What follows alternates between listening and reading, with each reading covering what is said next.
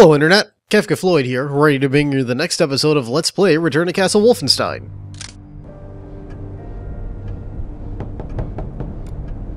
Come in.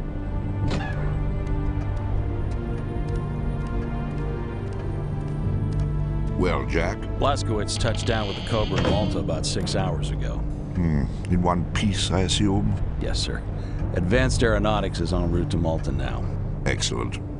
Now, I've read your report, Jack. Tell me what you make of this Operation Resurrection that Jerry's is so hot about. Well, sir, this is the second time that name has cropped up. First at the dig and then at the rocket base. It is unquestionably the link between Death's Head and the paranormal group.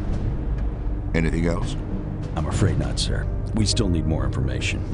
And what would you suggest?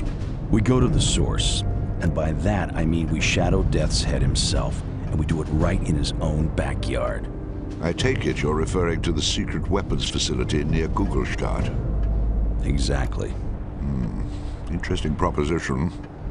You know, for months we've been trying to infiltrate that facility and have had no luck at all. I'm aware of that, sir. And are you also aware that Kugelstadt itself has been undergoing intense Allied bombing raids for the past 48 hours? Yes, sir. In fact, I was counting on that diversion to help tip the scales in our favor. Well, what you probably don't know is that our Kreisau friends in the area have recently reported the existence of a high-level scientist from the weapons facility who wishes to defect and is desperately seeking asylum. I imagine he could supply us with some very useful facts. Indeed. All right. Now this is what we're going to do. We send Agent Blazkowicz in to link up with the Kreisau group outside of Kugelstadt.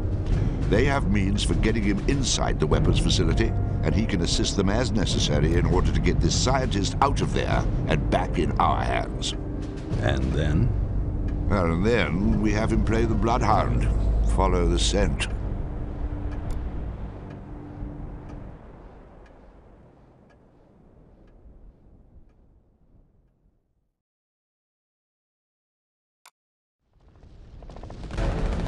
All right, we must move quickly. Good idea, moving fast is always excellent when you have a big tank around. What is about?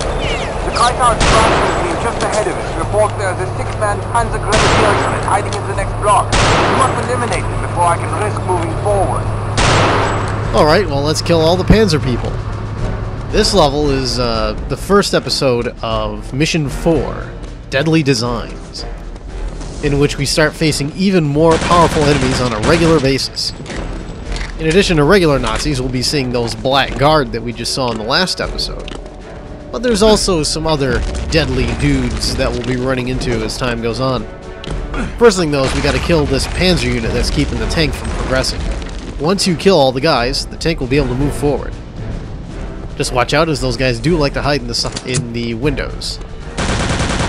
Shot in the back. Excellent work. Now keep moving. You must locate the extraction team. After we pick up our spoils of war, it is time to go and continue on. We have to rescue a scientist who's willing to defect to the Allies. Great! Maybe he'll give us some information on Operation Resurrection. We'll just jump onto this handy-dandy tank here and wait for it to come by, because without the tank going by, there's a sniper in a bell tower that you pretty much have no chance of killing. And if you did try to kill him, it would take your health down so far that it wouldn't even make it worth it. I will destroy the bell tower in case there are more snipers. Have him do the dirty work for us. I like the sound of that. He's got the big gun.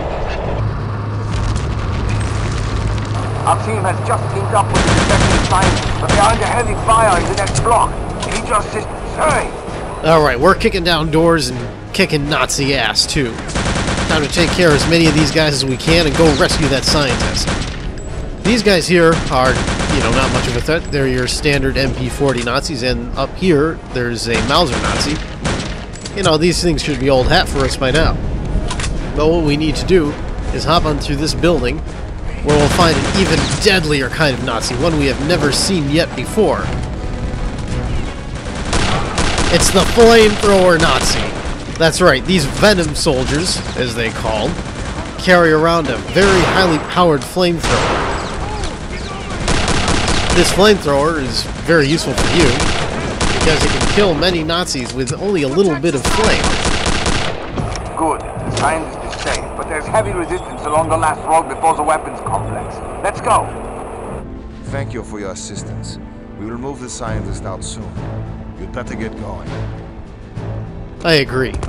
Now, the Flammenwerfer will be very helpful to us in the next level, so I'm going to try and hang on to my fuel. In this level, we're just going to be facing a few more flamethrower and Panzerfaust Nazis and MP40 Nazis. It's really a short level, so we're just going to be taking care of the regular Nazis that are hanging around here. Ow, where'd he come from? It's kind of a dirty trick. Anyway, we'll be combining this level and the next one into this one video, making it nice and easy for you. In that alleyway is a Panzerfaust Nazi. Whoa! You want to make sure you kill him, otherwise it'll be bad news for your tank. And there's also a MP40 Nazi, and there should be another flamethrower Nazi. I'm under attack. We have more anti-tank weapons. Hurry! As you can see, the flamethrower has a ton of range. He flamethrowed me all the way from the other side. Can't take much more of this. Move! Well, might as well take care. I think there's another Panzerfaust over here. We should kill him first instead of dilly-dallying with the flamethrower guy. You may enter now. Good luck, Commissioner. Alright, so I guess we've taken care of as many of those guys as we can. There's actually only about 2 Nazis left. There's one over here, which will just MP40. Oh, I didn't know Nazis could jump. Learn something new every day. Anyway, we'll take ye olde Panzerfaust, which will be helpful. There's some dudes being dumb enough to stand in there. Why not just kill them with the Panzerfaust? Alright, so we're going to jump down. There's one more Nazi in there. It's a flamethrower Nazi. Yes, there's 3 flamethrower Nazis. They're all very mean, deadly dudes. Fortunately, even though they are fairly heavily armored, if you hit them repeatedly with a high rate of fire weapon, it will stun them. So it should do a fairly good job using most any of the submachine guns or the FG-42 to take care of them. Alright, so this is the flamethrower. We're not going to use it in this level though. We'll use it in the next one. But we can't exit yet because we still have a secret to get. And that secret is these destroyed floors. How do you get to that secret, you ask? Well, you have to climb up these series of I-beams and sort of jump across.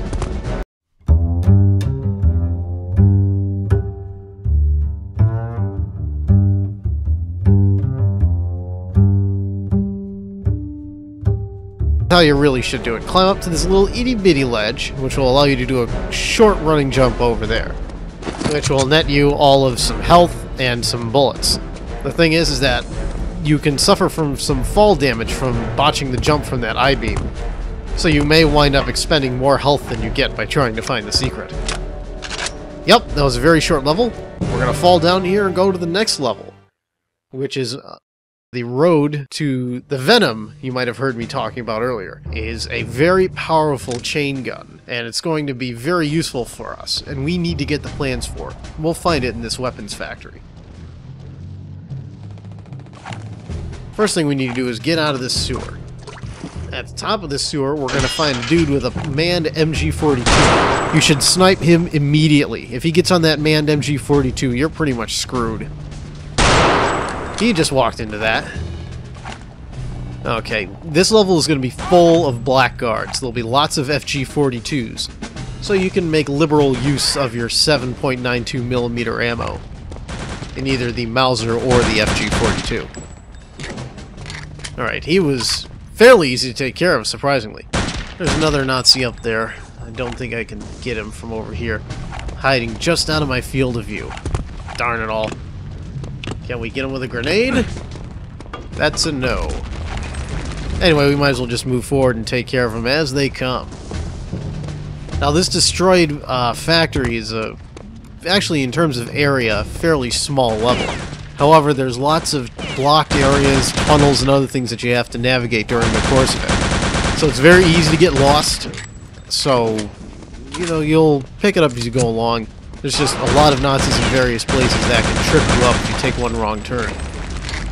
Let's see. There he is, right up there. Take care. Oh, he's long range. Doesn't know long range with the MP40 doesn't work. Anyway, I think we have to... Oh, no, I didn't kill him. That was dumb of me.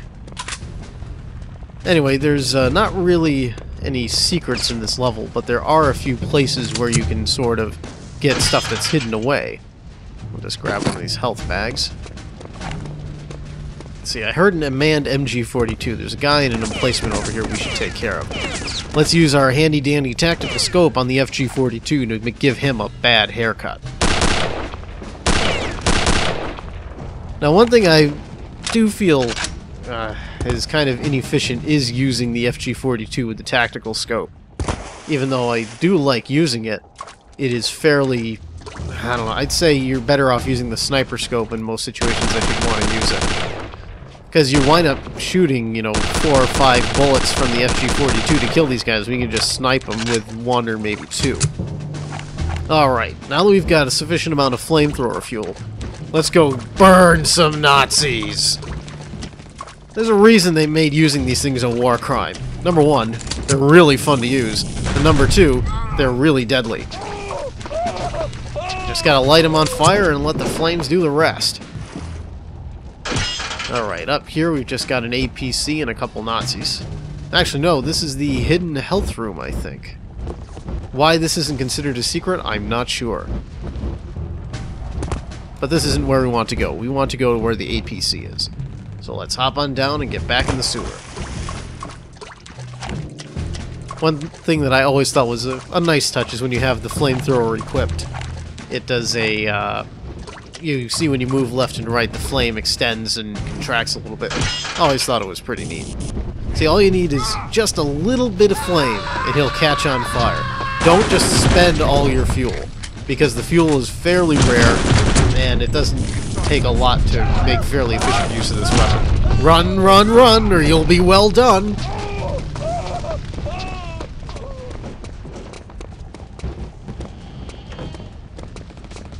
Alright, it's time to go up through the actual hallways of these buildings. It'll give us an opportunity to kill some more blackguards with our flamethrower. See, I only use like 2 units of fuel and he's burning to death. That's how powerful the flamethrower is. One thing that's also nice about Return to Castle Wolfenstein is that these flame graphics on the flamethrower were really advanced for the time. In 2001, it was really difficult to do these realistic looking flame effects, and while today they would look dated, it still has a very good effect. Although today's modern particle effect engines can do a lot of cool flame stuff, I always liked the way this flamethrower looked, how it spurted flames. Just, it looks so real, in the words of Sammy Sosa.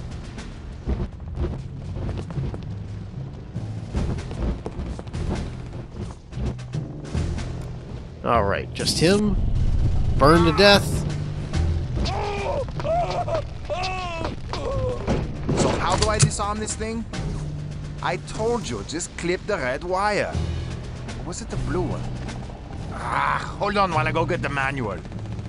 Never mind, they all look great to me anyway. The dangers of being a colorblind bomb diffuser. There's some guys below us that we should try killing, otherwise we're just gonna run into them. Let's see. One thing about the Blackguard is that if they get you in their sights, they have much better aim than a regular Nazi. So you'll wind up taking 4 or 5 hits from the FG42 before you even know it. Let's see. Is it possible that I killed them? I don't hear... Oh, there they are. 2, 3, throw. That hurt him, but not enough. Oh, there's some oh, sweet, there's an explosive barrel right there. I love it when the Nazis coalesce around those explosive barrels. It's so much fun. Just blow up the barrel, and you kill them all. Also looks like we opened up a doorway, too. Excellent. Alright. So we go through this door, collect a fallen FG42, and it just brings us back up here again. So it looks like I'm going to have to jump across this destroyed floorway to get to this door right here. Yeah, Nazi, Nazi, Nazi, Nazi. Hey, someone lower the ladder. Can't use the flamethrower much here. We're going to have to go back to guns because all the Nazis are in those buildings opposite of you. So you're going to have to start either sniping them or use the FG42 to take care of them. Ow! Ow! That hurts. You Nazis hurting my feelings. Big old meanies. And they're just wasting their bullets. Of course, it doesn't look like they have to reload at all, at least not from what I can see.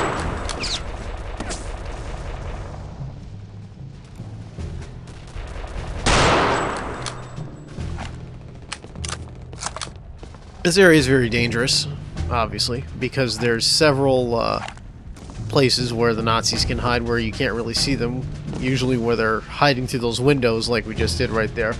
The windows obviously partially obscure them, which makes it difficult to see exactly where you're being shot from. Nice headshot.